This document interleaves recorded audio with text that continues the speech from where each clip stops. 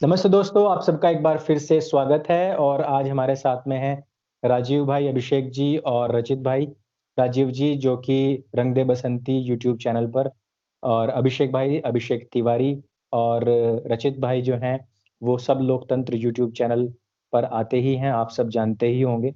एक बहुत ही हृदय को विदीर्ण करने वाली जो घटना पालघर में हुई है बृहस्पतिवार को, पूरे देश के अंदर उसको लेकर के काफ़ी रोष है और सरकार की जो हमने शिथिलता देखी है, समाज की जो शिथिलता देखी है, क्रूरता देखी है उन वीडियोज़ में, वो असहनीय है और जिन शब्दों में भी हम उनकी निंदा कर सकते हैं, वो बहुत कम है। लेकिन इस पूरी की पूरी घटना ने कहीं न कहीं पूरे देश ही नहीं, पूरे विश्व को झकझोर करके रख दिया गया है और जिस तरीके की संवेदना और संवेदनहीनता मीडिया में देखने को मिली है और लिबरल गैंग में देखने को मिली है, वो उसने भी बहुत ज़्यादा आघात पहुँचाया है। मैं बारी-बारी से सभी से ही इस विषय पर अपने-अपने बात रखने के लिए आमंत्रित करूँगा। सबसे पहले राजीव भाई आप बताएँ कि ये जो घटना हुई है, इसको आप किस तरीके से देखते हैं और इसमें कौन से ऐसे पॉइंट्स आए हैं, जिनको कहीं न कहीं छिपाने की कोशिश भी की गई थी? और इस देश का जो सहिष्णुता है, जो अखंडता है, जो अक्षुण्णता है, उसको नष्ट करने का काम कहीं न कहीं इस पूरी की पूरी दुर्घटना के पीछे हमें साफ झलकता है। बहुत बहुत धन्यवाद अंकुर भाई। अंकुर भाई, इसमें ना कई ऐसे बहुत सारे पॉइंट हैं इसमें, जी, इस पूरी घटना में। आप उसमें देखो कि जब पुलिस वाला उसे लेकर फॉरेस्ट विभाग के उसमें से बाहर निकले, जो उनका जी, दफ्तर ऑफिस जो भी उनका वो था, उसमें से भी पीछे एक लात मारे उनके, जो बुजुर्ग सन्यासी थे वो, उनका जी, लात जी, मारता है पीछे से, और वो पुलिस वाला फिर उसे आगे कर दे। जी, ये तो थी, लेकिन आप ये सोचो कि उस गांव में जितने भी लोग हैं, पहली बात तो ये है कि वो कोई आदिवासी अब आदिवासी या नक्सल इलाका या फलाना ढिमका जो भी ये लोग कह रहे, लेकिन मुंबई से 80 किलोमीटर देश की आर्थिक राजधानी से 70-80 किलोमीटर दूर है वो गांव। और 70-80 किलोमीटर दूर अगर मुंबई के बाद नक्सली बैठे, तो फिर आर्थिक राजधानी सुरक्षित कहां से होगी? जी, एक तो बिल्कुल। ये पॉइंट हो गया। एक पॉइंट ये हो गया कि मेरे ख्याल से पालघर मुंबई के ज्यादा नजदीक है और दादरी बहुत दूर है यूपी का। जी, जी, जी, बिल्कुल। जब अखलाक की हत्या यहाँ पर हुई थी, तो किरण जी, राव जो उसकी मिसेज थी आमिर खान की, वो डर, लेकिन वो पालघर की घटना से नहीं डरी। इसका जी, जी, मतलब जी, वो हिम्मत वाली होगी। लेकिन सवाल ये भी नहीं है, सवाल ये है कि जूना अखाड़ा के संत थे, और हुँ, जूना अखाड़ा के टोटल जो संत हैं, उनकी संख्या करीब 4 लाख है, जी, जी, जूना अखाड़ा के। और हाँ जी, करीब करीब ये मेरे ख्याल से 12वीं 11वीं 12वीं शताब्दी में 1259 के आसपास जूना अखाड़े की स्थापना हुई थी। 10 नामी अखाड़े में से एक है। चार जी, लाख संतों का अखाड़ा है। 4 लाख की तो फौज भी नहीं है कुछ देश के पास। और आप ये बिल्कुल। देखो कि 4 लाख जिसके पास संत हो, वे चार हुँ, लाख संत कितनी शांति और कितनी सहिष्णुता से रहते होंगे। कभी जी, आपने सुना कि उन्होंने कहीं उत्पात मचाया? और नहीं। आपने कभी सुना कि जूना अखाड़ा ने ये कर दिया वो कर दिया? हमेशा आपने देखा होगा कि आप अपने उसको लौट जा, आप अपने मठ को लौट जा, अपने घर को लौट जा, कहीं भी लौट जा, कुंभ और अर्ध कुंभ दो जी, जगह आकर भारतीय संस्कृति का परिचय दिया, और परिचय देने के बाद अपने घर वापस लौट जाते हैं लोग। जी, जी, जी, लेकिन इसमें ये लेकिन आप इस एक चीज ये देखो कि लोगों के अंदर कितनी नफरत भरी होगी कि 100 200 500 लोग इकट्ठे हो रहे, और कोई भी ये नहीं कह रहा मत मारो। इसका मतलब बहुत ज्यादा बहुत ज्यादा हिंदू धर्म के प्रति, सन्यासियों के प्रति नफरत का बीज बोया गया था। और जी, बोया किसने गया? इसे किसने बोया? तीसरी चीज, वहां पे वो भी ये थे, कोई नेता भी, एनसीपी के नेता भी थे वहां पे, जी, जी, जी, ऐसा सुनने में आया। ऐसा सुनने में आ इसमें जा रहा है। बहुत सारे, हाँ, बहुत सारे सवाल है इसमें, कोई एक दो सवाल नहीं है। जी, जी, जी, ठीक। अ, अभिषेक भाई मैं आपसे पूछना चाहता हूँ यही सवाल जो है मेरा कि इन सब चीज़ों के पीछे आपको क्या-क्या चीज़ें लगती हैं? कहाँ-कहाँ आपको विफलता लगती है सरकार की, पूरे सिस्टम की? और क्या आपको भी यही लगता है कि सन्यासियों के प्रति, भगवा के प्रति, हिंदुओं के प्रति जो नफ़रत भरी जा रही है कूट-कूट के, ये उसका परिणाम लगता है? सबसे पहले तो अंकुर भी आपके तमाम दर्शकों को अभिषेक तिवारी शो का नमस्कार और बहुत हृदय विदारक जो ये घटना हुई है। सबसे पहले एक महत्वपूर्ण पॉइंट हम सब छोड़ रहे हैं। ये है वामपंथ और मिशनरीज का कॉम्बिनेशन। मैं बहुत बड़ी बात बोलने जा रहा हूं। ये सारी बातें मिथ है कि चोरी की घटना, ये इन हत्या हुई है इंटेंशनली क्योंकि ये संत थे। अब मैं साबित कर रहा हूं इसको कैसे।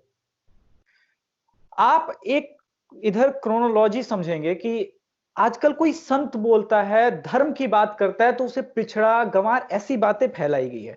दूसरी तरफ आप संतों को, एक ट्रेंड है वामपंथ के अर्बन नक्सल का, जो संत बलात्कारी होते हैं, ये ट्रेंड सेट किया जा रहा है। संत बेईमान होते हैं, चोर होते हैं। दूसरी तरफ अगर एक बिशप रेपिस्ट भी होता है केरल में, तो उसको प्रोटेक्ट करती है खुद आगे से आके सरकार।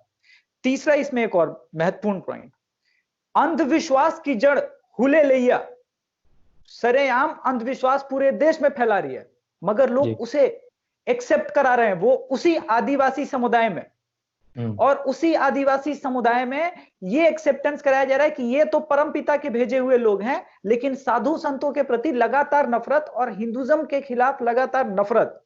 इस नफरत को इतना अर्बन नक्सल्स ने आदिवासी समुदाय में अपने कन्वर्शन के हितों के लिए बढ़ा दिया है कि अब मुंबई से 80 किलोमीटर दूर, जो कि आर्थिक राजधानी कही जाती है, वहां इतनी बड़ी चीजें हो रही है। महत्वपूर्ण बात क्या है, क्या ये सरकार और होम मिनिस्ट्री की विफलता नहीं है? आप लॉकडाउन में 200 लोग जमा होते, मेरा सबसे महत्वपूर्ण सवाल तो यही है। अफवाह फैलता है मोबाइल में या कहीं से किसी भी तरह, पर लॉकडाउन में अफवाह फैलना और 200 लोगों का आ जाना, जैसा कि अभी भाई जी ने कहा कि एनसीपी और दूसरे नेता देखे गए हैं सीपीआई के। सीपीआई के नेता वही लोग हैं जो लगातार वैचारिक मंचों से साधु सन्यासियों को लगातार गाली दे रहे हैं। बड़े बड़े लोग हैं, बताने की जरूरत नहीं है नाम। हाँ जी। तो इस बारे में अब सोचने का समय है कि एक हत्या होती है और इंटेंशनल है, ये बिल्कुल इंटेंशनल है क्योंकि साधु संत हैं। मेरे पास कुछ स्क्रीनशॉट्स हैं जो अगले एपिसोड्स में मैं आप लोगों से शेयर कर पाऊंगा, जिसमें कुछ लोगों ने कहा है कि बधाई हो, यूरेशियन को मारा गया है मूल निवासियों के द्वारा। अब इससे बड़ी घटिया और मतलब निर्दयता वाली बात क्या हो सकती है जी। इस देश में एक प्रोपेगेंडा चलाया गया है कि साधु संत जो है यहाँ के मूल निवासी नहीं है, वो यूरेशियन है, और लगातार ये बीज जो है पिछले 30 साल से बोई जा रही है। बिल्कुल, देश सिविल वार की तरफ चला जाएगा ऐसे तो। बहुत सही बात आपने रखी है कि जो आदिवासी एरिया है वो तो पूरी तरीके से ईसाईकरण के पाश में फंसता जा रहा है। और जब लोगों को भक्त कहा जाता है, सन्यासियों के बारे में, मैंने तो अभी वो पढ़ी है न्यूज़ कि वो देखे हैं कटिंग्स, तो उसमें बताया जा रहा है कि वो चोर थे, 3 चोरों को लोग उन्होंने पीट-पीट के मार दिया। न्यू इंडियन के ऊपर एक्सप्रेस यही का केस आता है। हाँ, और उसी अखबार ने ही जब मुसलमान के बारे में तो लिखा, उसमें स्पेसिफाई करके लिखा है कि मुस्लिम बॉय, उसको मारा गया है। तो ये सब चीजें हैं जो हमें बायसनेस भी दिखाती है मीडिया की, और किस तरीके से इनका सारा का सारा कॉकटेल बन के चलता है कि वो बॉलीवुड से लेकर के फिर वामपंथ मिल करके जो हम सोशल मीडिया के ऊपर देखते हैं कि किस तरीके से, इवन देखो आप ये तो देखो ना कि यूरेशियाई कोई आर्य आर्य लगान लेने से कोई यूरेशियाई नहीं होता है भाई। सबसे ज्यादा दलित समाज उत्तराखंड में आर्य लगाते हैं, तो क्या वो यूरेशियाई हो गए हैं? और बहुत सारे जो सवर्ण जातियां थी वो मुसलमान बन गए, तो क्या वो अब भारत के हो गए? इस तरीके से तो नहीं होता है ना। तो खैर आपने बहुत अच्छे तरीके से बताया है कि भाई इसमें ईसाईकरण का भी एक बहुत बड़ा हाथ हो सकता है। रचित भाई, मैं आपसे पूछना चाहता हूँ यही सवाल सेम, कि इसमें आपको क्या दिखाई देता है और कौन सी ऐसी आशंकाएं हैं, शंकाएं हैं जो हमें इस तरफ इंगित करती है कि ये पूरी तरीके से प्लान था? सूचना क्रांति के आज के समय में कोई भी चीज बिना सूचना के प्रायोजित नहीं हो सकती, और कोई भी चीज बिना प्रायोजन के आज के समय में नहीं चल सकती, खासकर 200 लोगों द्वारा की गई मॉब लिंचिंग। अगर हमें इस घटना के तह तक जाना है तो हमें सीबीआई या इंफॉर्मेशन ब्यूरो का आदमी होने की आवश्यकता नहीं है। हम सिर्फ इसके सूचना तंत्र को देख लें तो हमें पता लगेगा कि यह कोई सामान्य मॉब लिंचिंग की घटना नहीं है, ये कोई सोशल जस्टिस की घटना नहीं है। अगर सिरे हम पकड़ने शुरू करें, हमने देखा होगा जितनी भी मॉब लिंचिंग की घटनाएं होती हैं, और हम पुलिस के किसी भी राज्य के रिकॉर्ड्स उठाकर देख लें, ये घटनाएं गांव में तब होती हैं जब गांव में कोई संदिग्ध आता है और उस प्रकार की बच्चों से संबंधित या चोरी की कोई घटनाएं वहां पर हो रही हैं और उस संदिग्ध को गांव के लोगों द्वारा पकड़ा जाता है। लेकिन यहाँ पर एक राजमार्ग पर मुंबई से गुजरात जा रहे लोगों को इंटरसेप्ट किया जाता है और 200 लोगों की भीड़ उनके वाहन को रोकने के लिए पहले से मौजूद होती है। बिल्कुल, ये कोई ऐसा खेल नहीं है कि गांव में किसी को पकड़ा गया और उसको चोरी का आरोपी माना गया या संदिग्ध माना गया। दूसरी चीज जब हम देखते हैं, जब पुलिस को वन विभाग के द्वारा सूचना की जाती है, पुलिस को बताया जाता है कि लगभग 200 लोगों की भीड़ यहाँ पर है। पुलिस जब आती है तो आरएएफ गियर के साथ आती है। अगर आपने एक वीडियो में देखा होगा तो उनके पास आरएएफ का पूरा गियर मौजूद है, उनके पास हथियार भी हैं, प्रचुर मात्रा में पुलिस वाले भी हैं। पर क्या कारण है कि उन लोगों को एस्कॉर्ट करने की कोशिश नहीं की जाती है। एक वीडियो में आपने सुना होगा कि जब पुलिस वाला साथ में साधु के गिर जाता है तो जो निर्देश देने वाले लोग हैं, जो कैमरा के पीछे, वो बता रहे हैं कि पुलिस को नहीं मारना है। अगर ये कहा जाता है कि ये क्रोध में की गई एक घटना है, तो क्रोध में की गई घटना में न निर्देश दिए जाते हैं न निर्देश स्वीकार किए जाते हैं। बिल्कुल बिल्कुल यहाँ निर्देश दिए भी जा रहे हैं और निर्देश स्वीकार भी किए जा रहे हैं। बिल्कुल। और जब पुलिस को ये पता है कि उन पर हमला नहीं होगा, तो अगर वो ह्यूमन शील्ड बनकर उन साधुओं को एस्कॉर्ट कर लेते तो उनको बचाना कोई मुश्किल काम नहीं था। कोई भी फेंक कर मारे जाने वाला अस्त्र उन लोगों के पास नहीं था। उनके पास सिर्फ लाठियां, टहनियां, अगर आप देखेंगे तो टहनियां और धारदार हथियार थे। तो अगर एक बार पुलिस उनको एस्कॉर्ट कर लेती तो उन पर कोई खतरा नहीं होता। तो इससे ये समझ आता है कि ये कोई स्पॉन्टेनियस घटना नहीं है, ये एक निर्धारित, नियमित और एक बहुत ही सोची समझी, शांत रूप से की गई घटना है। और इसको मॉब के ऊपर थोप दिया गया है क्योंकि भीड़ का कोई चेहरा होता नहीं है और बस इनके हाथ से ये करवा दो। इसमें जो मुझे लगता है, जिस तरीके से राष्ट्रीय राजमार्ग से वो लोग जा रहे थे और फिर उनको डाइवर्ट किया गया, मतलब अभी तक की जो खबरें हैं उनके अनुसार यही है कि उनको गांव की तरफ से निकाला गया। वहां 200 लोगों का तैयार होना, और वो भी सिर्फ अफवाह के उसमें। और आपने बहुत सही पॉइंट पकड़ा है कि अगर कोई किसी को रंगे हाथों इस तरीके से पकड़ता है तो ऐसा होता है। और इसमें एक और भी बात जोड़ी गई है कि वो लोग काफी टाइम से सर्च में थे। अगर आपने न्यूज पढ़ी होंगी तो उसमें बता रहे हैं कि वो काफी टाइम से परेशान भी थे, सर्च में थे। तो क्या उस सर्च में पुलिस उनका योगदान नहीं कर रही थी? क्या पुलिस वहां नहीं आई कि भाई 200 लोग एक साथ नहीं हो सकते, हम सर्च कर रहे हैं? जो भी कुछ चीज थी, लॉकडाउन में आप घर से बाहर नहीं निकल सकते, 200 लोग लाठी डंडे लेकर के किसी का रास्ता रोकने के लिए तैयार खड़े हैं। और अगर वहां पुलिस उन लोगों की, अगर मान लेता हूं मैं, सच्ची बात है, और उनका कोई बच्चा उठाया या कुछ भी हुआ है, कुछ भी चोरी हुआ है, तो पुलिस तक तो बात पहुंची होगी। तो जब पुलिस उनकी हेल्प नहीं कर पा रही है, वो इतने असहाय हो गए हैं कि अब उनको कानून अपने हाथ में लेना पड़ रहा है, तब जाकर वो रोड पे खड़े हुए हैं। तो वो पुलिस उन साधुओं की क्या हेल्प कर सकती, जो ऑलरेडी उन लोगों को निराश कर चुकी है? तो वो फिर क्या हेल्प कर पाती? तो वहां आने का और ढोंग करने का फायदा ही क्या था पुलिस का? अगर हम साधुओं की बात देखें तो ये कोई पहली लिंचिंग नहीं है। हमने एक बात देखी है, इसको अगर हम सारे पॉइंट्स को जोड़ेंगे, कि अभी तक वृद्ध, कमजोर और अकेले, ऐसे साधु सन्यासियों की, पुजारियों की लगातार हत्या होती आ रही है। मंदिरों में इस प्रकार की हत्याएं हुई हैं। उनको गले में रस्सी डाल करके टांग दिया गया, पीट पीट के मार दिया गया। और हमने एक बात देखी है कि वो सारे के सारे जो लोग थे, वो जो पुजारी थे या सन्यासी थे, वो शरीर में कल्पवृक्ष गिरि जी महाराज जैसे ही थे, कमजोर से थे या उम्र में इतने ज्यादा ही थे। तो इस चीज को भी हमें समझना पड़ेगा कि इन लोगों के द्वारा इन लोगों को ही टारगेट क्यों किया जा रहा है, पहली चीज। दूसरी चीज, जो एक टर्म बनाई हुई है कि ये भक्त है, आप कोई भी चीज, कोई भी पॉइंट रखिए, इवन हम ये वीडियो जो बोल रहे हैं जिसमें जो सारे हमने फैक्ट रखे हुए हैं, इस पर कोई नहीं बोलेगा ये कि किसी पॉइंट पे भी गौर किए जाने योग्य है। वो लोग जिनके अंदर ये नफरत भर दी गई है और जिनको जॉम्बीज बना दिया गया है या रोबोट बना दिया गया है, रवीश कुमार की भाषा में कहें तो, वो सब लोग सिर्फ और सिर्फ एक ही बात कहेंगे कि ये भक्त हैं और ये गौमूत्र पीने वाले लोग हैं। तो इस तरीके की जो नफरत अंदर भरी जा रही है, ये मुझे नहीं लगता कि अब ये बहुत दिनों तक इन बुजुर्गों के ऊपर ही रुकने वाली है।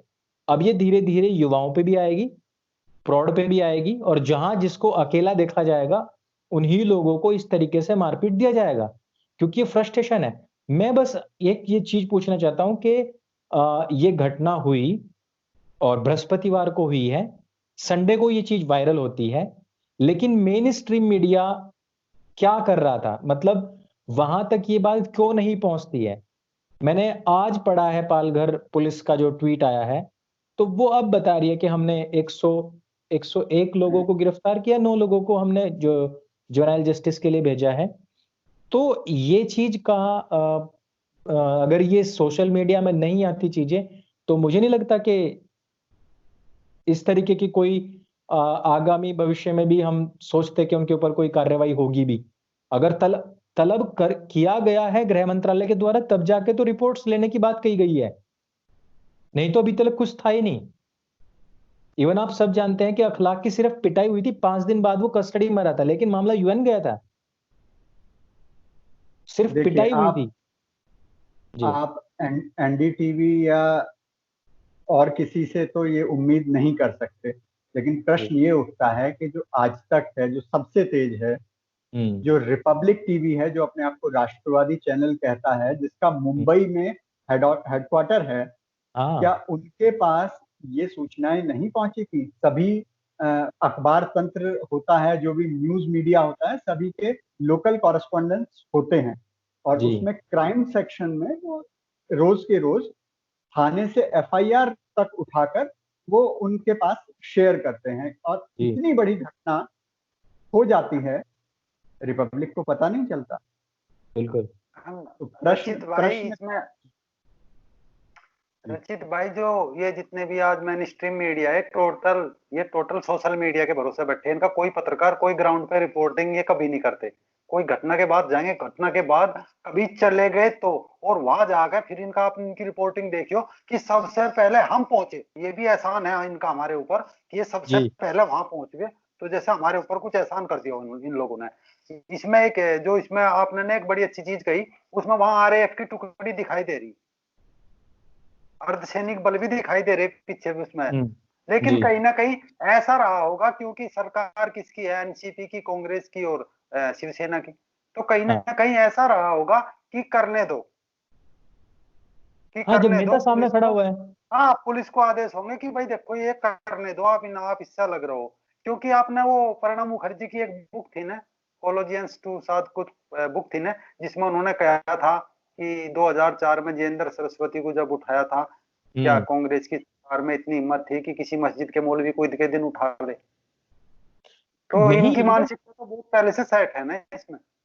कल परसों नहीं, मतलब 4-5 दिन हुए हैं, जो पूर्व कमिश्नर थे दिल्ली के कक्कड़ जी, तो उन्होंने तो स्पष्ट कहा था कि जामा मस्जिद के इमाम बुखारी को हम उठा नहीं पाए थे, क्योंकि सरकार की तरफ से इस तरीके के दबाव होते थे कि मुसलमानों के जो लीडर हैं या उनके मुफ्ती हैं, ये इनको उठाना ही नहीं है, इनको हाथ तक नहीं लगाना है। जिन पे 400 केसेस थे। हाँ, 400 प्लस केसेस थे। और इवन आपको तो पता ही है कि जो ये जो थे शंकराचार्य जी 9 साल के बाद छूटे, वो भी बिल्कुल पूरी तरीके से बेकसूर, और किसी ने माफी तलक नहीं मांगी थी। मैं आ रहा हूं पॉइंट पे। मैं एक बार रचित भाई की बात पूरी कर लेते हैं, फिर अभिषेक भाई के पास पहुंचेंगे। नहीं, बिल्कुल सही है, और इस पर पुलिस की भूमिका, सबसे अधिक संदिग्ध की भूमिका हमें देखने को मिलती है। जब उनके पास प्राथमिक सूचना पहुंची, क्या उनके पास इंटेलिजेंस थी कि इतने लोग यहाँ पर जमा हो रहे हैं? क्या उनका स्टैंडर्ड प्रोटोकॉल कहता था कि ऐसी स्थिति में उन्हें करना चाहिए? क्या उन्होंने अपने उच्च अधिकारियों और महाराष्ट्र के गृह मंत्रालय से इस विषय में मंत्रणा की? महाराष्ट्र के गृह मंत्री की ओर से उनको क्या निर्देश मिले? इन सभी तथ्यों को जब तक बाहर नहीं लाया जाएगा तब तक हमें न्याय नहीं मिलेगा। और न्याय हमें सिर्फ उन पुलिस वालों पर जिन्होंने उन्हें वहां से निकाला उन पर नहीं रोकना है। हमें जवाबदेही तय करनी है महाराष्ट्र के गृह मंत्रालय की, महाराष्ट्र की इंटेलिजेंस ब्यूरो की और महाराष्ट्र सरकार की। बिल्कुल बिल्कुल बिल्कुल सही बात एकदम। जी आपने अभिषेक भाई। देखा होगा इसमें नया एक लिपा पोती का खेल चालू कर दिया। बड़ी है, बड़ी लाइन क्या है, 101 लोग गिरफ्तार और 9 नाबालिगों को बाल सुधार गृह भेजा। इसे बार बार इसे दिखा रहे हैं कि बाल सुधार गृह। अगर यह वीडियो ना आती तो जो सबसे तेज है, जो बिल्कुल जो भूकंप के भी पॉइंट पे पहुंच जा, उन मीडिया को तो पता ही नहीं था चला था इसका। भूकंप के मीडिया जो 4:30 को 5 बता देते हैं, क्योंकि वो खुद भी इतने तेज हैं। वो जब बोलते हैं तो इतना तेज भूकंप आता है कि वो 4:30 को 5 बता देते हैं, लेकिन यहाँ 32 हो जाती है। हाँ, तारीख अरे 40 हो जाती है। 40 अप्रैल तक पहुंच जाते हैं, लेकिन यहाँ उनको पता नहीं लगता है। अब मैं आपको मैग्सेसे अवार्डधारी के स्टाइल में कुछ क्रोनोलॉजी समझा दूं। देश के सबसे बड़े संत को 2004 में उठा लिया जाता है मंदिर से घसीटते हुए सीढ़ियों पे। आपको ये समझना होता है कि वो सरकार संयोग नहीं थी, प्रयोग था कि इस देश के सनातन धर्मियों के खून में कितना उबाल मार सकता है। उन्होंने देखा कि इस चीज को भी, जब देश के सबसे बड़े संत को उठा लेने के बाद भी इस देश का सनातन समाज चुप है, तो फिर हम और कार्रवाई ऐसे कर सकते हैं। उसके बाद आते हैं कुछ और इंसिडेंट, जैसा कि अभी आपने अंकुर भैया बताया कि कई संतों को लगातार ऐसे ही लिंच किया गया। मगर सनातन, मेरा सवाल है इन अखाड़ों से, इनके निर्माण का उद्देश्य क्या था? अगर हम इसके मूल में जाएंगे तो इन अखाड़ों के निर्माण का जो उद्देश्य था, आपको नहीं लगता कहीं उस पर प्रश्न चिन्ह खड़ा करने की जरूरत है? इस देश के संत समाज के सबसे बड़े शंकराचार्य जी लोगों का क्या ऐसे महत्वपूर्ण मौकों पे जरूरत नहीं है कि वो सामने आकर के, अच्छा इमाम बुखारी ज्यादा बड़ा पावरफुल नेता है जिससे पूरा सरकार सिस्टम डरता है, और देश के 80 करोड़ आबादी को प्रतिनिधित्व करने वाले लोग जो शंकराचार्य बैठे हुए हैं, उनकी एक आवाज पे इस देश के धर्म के लोग नहीं निकलेंगे। पर आप आह्वान करना भूल गए, क्योंकि आप ये भूल गए हैं क्योंकि आपकी शक्ति क्या है, आप किस पद पे बैठे हुए हैं, उस पद का सही इस्तेमाल करने की जरूरत है। अब ये पॉलिटिकल खिलौने हैं। आज एनसीपी इनकी इसलिए कर रहा है क्योंकि उनको लगता है कि इनकी आह्वान पे वोट मिलता है। अब बदलाव की बहुत सख्त जरूरत है, वरना ये तो प्राइम टाइम वाले आएंगे और क्रोनोलॉजी समझाएंगे कि हाँ, इसमें आप हिंदू मुस्लिम वाला एंगल मत ढूंढिएगा, मिशनरी वाला एंगल नहीं ढूंढ सकते। हम भी नहीं ढूंढ रहे हैं, ढूंढ ही नहीं रहे हैं, लेकिन नहीं ढूंढ रहे हैं। ये बहुत सही बात आपने बताई है कि जूना अखाड़ा या जितने भी हमारे अखाड़े हैं, उनका जो उद्देश्य है, देखो जो कुश्ती का अखाड़ा होता है ना, वो उसकी जो शुरुआत हुई है वो अखाड़ों से हुई है, इन्हीं अखाड़ों से हुई है। और वहां धर्म की रक्षा के लिए योद्धा तैयार हुआ करते थे। और अब जरूरत है, हालांकि 2 अखाड़ों की तरफ से ये बात आई है कि हम लॉकडाउन के बाद में पालघर की तरफ कूच करेंगे, लेकिन जितने भी हमारे महंत हैं, जितने भी अलग अलग अखाड़े बने हुए हैं, जितने सन्यासी हैं, सबकी तरफ से ये आना चाहिए। और हर जगह पे इस बात को तय होना चाहिए कि जो सुषमा स्वराज ने कभी पाकिस्तान के लिए कहा था, ये चीज संत समाज के लिए कहनी पड़ेगी। और आप दूसरी तरफ देखो, मैं अभी पढ़ रहा था जफर सरेसवाला, जो कि मोदी जी का भी बहुत अच्छा दोस्त है, जो कि संघ का भी बहुत अच्छा मित्र है। उसने क्या कहा, उसने अपने आप को जमाती कहा है, और उसने ये कहा है कि जमात की जो 2 फाड़ हो चुकी थी हम उनको एक करेंगे। और यहाँ हमारा संत समाज बटा पड़ा हुआ है। तो ये इस चीज को हमें समझना पड़ेगा कि वो लोग जो जिस जमात का, जिस संस्था का कई बार आतंकवादी गतिविधियों में भी संदिग्ध है, जो फिलहाल कोरोना फिदाइन पैदा करने के रूप में संदिग्ध है, वो लोग एका कर रहे हैं। लेकिन विश्व कल्याण की भावना से काम करने वाले संत समाज अगर इसी तरीके से बटा रहा तो ये भारत अंतिम राष्ट्र है। इसके बाद में हमें अरब सागर में डूब के मरने के अलावा कोई रास्ता नहीं मिलेगा। इसलिए मेरी तो बार-बार अपील है। और अच्छा, एक बात मैं आप तीनों से पूछना चाहता हूँ कि क्या आज की तारीख में आप बाला साहब ठाकरे जी को मिस नहीं कर रहे हैं? याद तो आई बहुत कि उनका उदय ही इस वजह से हुआ था क्योंकि इंदिरा गांधी ने वो गोलियां चलवाई, तो आए और प्रकट हुए और संतों को इंसाफ दिलाया, तो जी, महाराष्ट्र में की धरती में हुआ।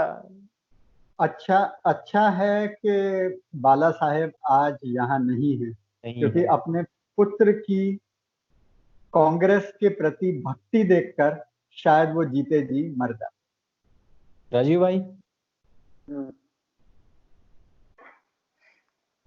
नहीं मुझे नहीं लग रहा है यार, तो उसका बच्चा है अभी। मुझे तो लग ही नहीं रहा है कि वो उसका बच्चा है, उसका खून, बल्कि उसका भतीजा ही थोड़ा अच्छा लगता है मुझे इस मामले में तो। क्योंकि पॉलिटिक्स की शुरुआत उसने साथ में ही की थी। उसे शौक था सिर्फ मुख्यमंत्री बनने का, शासन करने का कोई उसे शासन करने का उसके पास कोई वो है ही नहीं, किसी तजुर्बा है शासन करने का, कोई तजुर्बा उसके पास नहीं है। उसे बस मुख्यमंत्री बनने का शौक था, वो मुख्यमंत्री बन गया, बात खत्म हो गई। गुरुजी एक बात है, लिबरल मीडिया, सेकुलर मीडिया और सो कॉल्ड बॉलीवुड इंटेलेक्चुअल्स के लिए दुनिया का बेस्ट सीएम तो अब केजरीवाल नहीं रहा, उद्धव जी हैं, ये तो आपको मानना पड़ेगा। और फन फैक्ट दिया है ध्रुव राठी ने। हाँ, इस हृदय मतलब इस ऐसे टाइम पे फन फैक्ट कोई देता है। फन फैक्ट ये है कि मतलब वो फैक्ट चेक नहीं कर रहा है, फन फैक्ट है। उसके लिए संतों का मरना, अच्छा खैर बहुत बहुत ज्यादा बातें हो जाएंगी, लेकिन ये वास्तव में एक ऐसा समय है जिस समय यदि सनातन समाज एकजुट नहीं हुआ, संभला नहीं, और हमारी जितनी भी संस्थाएं हैं अपने बच्चों को साथ लेकर के आगे बढ़ने की अगर उन्होंने इच्छा शक्ति नहीं दर्शाई, तो मुझे ऐसा लगता है कि इन सभी संस्थाओं का बुढ़ापा बड़ा खराब होने वाला है। एक चिंता होती है ना जवानी के टाइम में कि हमारा बुढ़ापा खराब ना हो, हे भगवान, है ना। मुझे ऐसा लग रहा है कि जितनी भी हजारों लाखों संस्थाएं जो हिंदुओं के उद्धारक बनी हुई हैं, जो हिंदुओं के लिए बड़ी बड़े अच्छे अच्छे डायलॉग्स रट रखे हैं, बहुत अच्छी अच्छी लाइनें लिख रखी है संस्थाओं ने, मुझे ऐसा लगता है कि इनका बुढ़ापा बड़ा खराब होने वाला है। इनको कोई अंत समय में आग देने वाला तक नहीं मिलेगा। एक क्लोजिंग रिमार्क देना चाहता हूं, बहुत इंपॉर्टेंट है। सबसे पहले इस संत समाज की पूरी जिम्मेदारी है कि देश के एजुकेशन सिस्टम में एक जबरदस्त बदलाव करें। मिशनरियों की पहुंच आपके घर तक इस वजह से हो गई है क्योंकि वो आपको स्कूल के थ्रू आपके घर में पहुंच गए। अब ये वक्त है कि सिलेबस में बदलाव हो ना हो, आपके करिकुलम एक्टिविटी का बहुत प्रभाव पड़ता है, क्योंकि आपके बच्चे एक को परमपिता मानने लगे, दूसरे को है संत को जो है वो ढोंगी मानने लगे। ये बहुत समझने वाली बात है भाई। ये तो तैयारी खैर लंबे टाइम से इन लोगों ने चलाई है, संतों के खिलाफ, भगवा के खिलाफ, हिंदू के खिलाफ, तो आपको गुरुकुल बनाने होंगे। ये 6 साल से तो भक्त शब्द के खिलाफ बड़ी वो चल रही है। क्लोजिंग रिमार्क मैं लेना चाहूंगा रचित भाई, एक बार आपसे भी 1 मिनट में। हमें अभी न्याय के ऊपर फोकस करना होगा। न्याय में जैसा मैंने पहले कहा, हमें ढूंढना होगा न केवल पुलिस की भूमिका को, बल्कि सरकार की भूमिका को, महाराष्ट्र सरकार, महाराष्ट्र के गृह मंत्रालय की भूमिका को, महाराष्ट्र के इंफॉर्मेशन ब्यूरो की भूमिका को, और उनके प्रति एक ऐसा उदाहरण भारतीय गृह मंत्रालय को स्थापित करना होगा कि ऐसी चूक कभी दोबारा ना हो पाए। हिंदू रक्त की कीमत कम कोई दोबारा ना आ पाए। राजीव भाई, इसमें 102 या 105 या 107 लोगों को पकड़ने की बात नहीं, असली जो थे लोग जिन्होंने पूरा कराया उन लोगों को पकड़ा जाए इसमें। जो पर्दे के पीछे से करा रहे थे, 105 को, 207 को, 218 लोग उठाने का कोई फायदा नहीं होगा। जो करा रहे इस चीज को अंदर बैठ के कहीं भी पर्दे के पीछे से, जो ये तो आदिवासी थे, जो वो शहरी नक्सली है, जब तक उनसे उन तक नहीं पहुंची जाएगा, जब तक उन तक पुलिस नहीं पहुंचेगी तो तब तक तो ये होता रहेगा, कोई दिक्कत नहीं पड़ेगा। 100 उठा लो, 200 उठा लो, कितने भी मार लो, कोई फर्क नहीं पड़ने का। मैं बस अंत में यही कहना चाहता हूं कि न्याय की जो गुहार इस टाइम पे युवाओं ने उठाई है, उसको हम कल से देख भी रहे हैं, और जिसके दबाव में आकर के जो मेन स्ट्रीम मीडिया है, जो अपने एड्स के लिए मरता है, जो लगातार एक ही खबर कंटिन्यू दिखा रहा था, जिसने अब आकर के इस खबर को दिखाना शुरू किया है, इस पे हम सब युवाओं का और जितने भी स्वतंत्र लोग हैं, वो सब लोग इस पे लगातार अपना दबाव बनाए रखें। इस पूरी की पूरी जो फिलहाल जो हमारा जो मुहिम चली हुई है, इसको बिल्कुल भी दबने ना दें, इस पर अपनी आवाज उठाते रहें। अपनी तरफ से जो कुछ भी आपसे हो सके, किसी भी तरीके से चीज़ों को, वो ट्विटर हो, फेसबुक हो, यूट्यूब हो, उस पर पोस्ट करते रहें। और इस तरीके की जितनी भी घटनाएँ, बिकॉज़ मुझे ऐसा अपने स्तर से लगता है और आप सभी को भी लगता होगा कि सोशल मीडिया इस टाइम पे एक ऐसा दबाव पक्ष, दबाव संघ बन चुका है अपने आप में एक को जो सरकार को भी झुका सकता है, जो बायस्ड बिकाऊ मीडिया को तक को झुका सकता है।